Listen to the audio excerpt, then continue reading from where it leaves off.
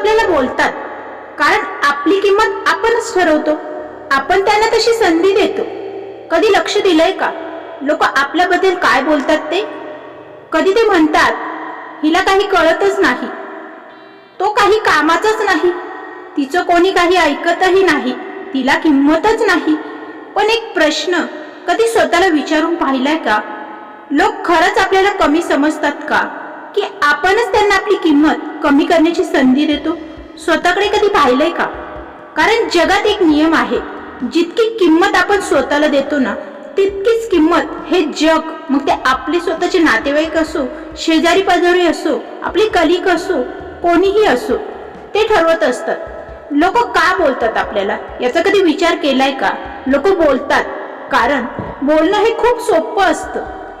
एखाद्याला कमी लेखणं, एखाद्याची टिंगल करणं, एखाद्याला सहज उद्धटपणे बोलून जाणं, एखाद्याच्या आयुष्यावर मत देणं, एखाद्याला कंट्रोलमध्ये ठेवणं, एखाद्याला धाकात ठेवण्यासाठी वाटेल त्या थराला जाणं, हे सगळं खूप सोपं असतं खरं तर. पण खरा प्रश्न असा आहे की लोकांना इतकी हिंमत कशी येते, कुठून मिळते, याचा कधी विचार केला आहे का? त्यांना ती हिंमत, ती किंमत तुम्ही स्वतः मिळवून देता. आपल्या शांततेतून तुम्ही शांत राहता म्हणून समोरचा त्याचा गैरफायदा घेतो. आपल्या सहनशीलतेतून आपण सहन करतो म्हणून समोरचा आपल्यावरती दबाव टाकतो.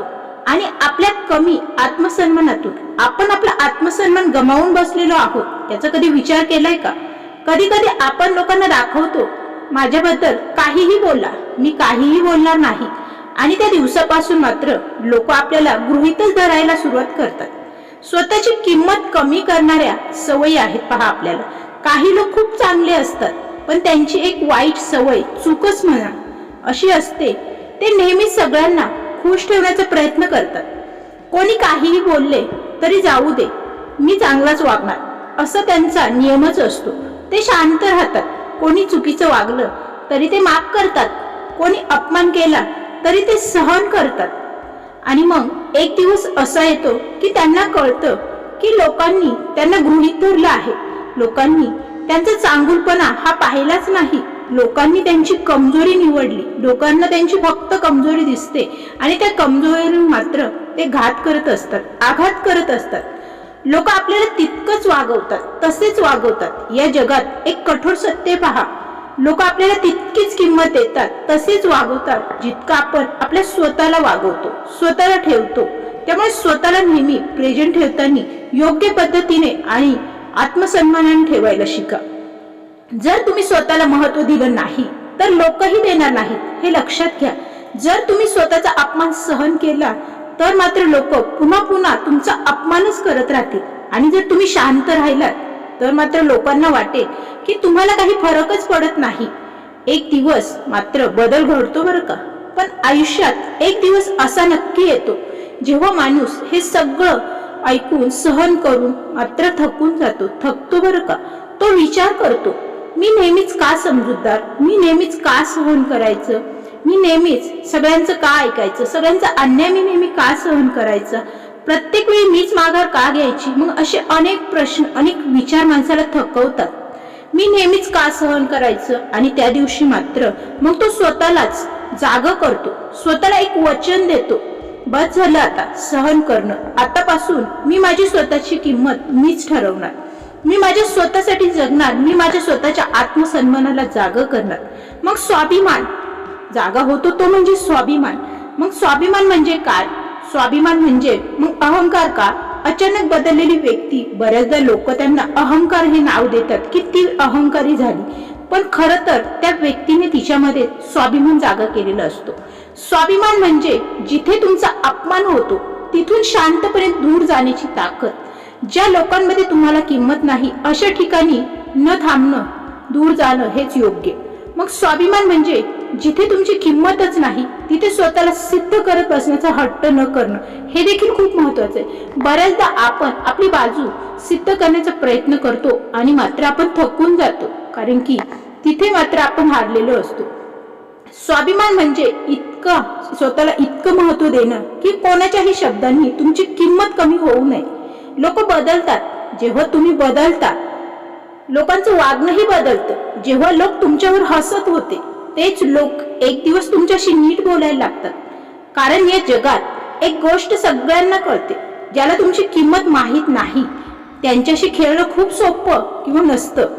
म्हणून लक्षात ठेवा, लोक काय बोलतात यापेक्षा महत्वाचं आहे तुम्ही स्वतःबद्दल काय मानता, स्वतःबद्दल काय विचार करता.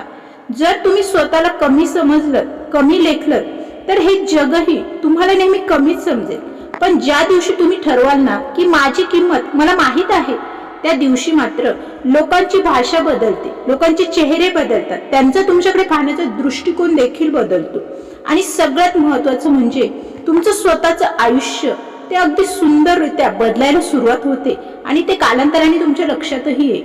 कारण आपली किंमत ही आपणच ठरवतो. लोक बोलतातच कारण आपण त्यांना तशी संधी देतो ना.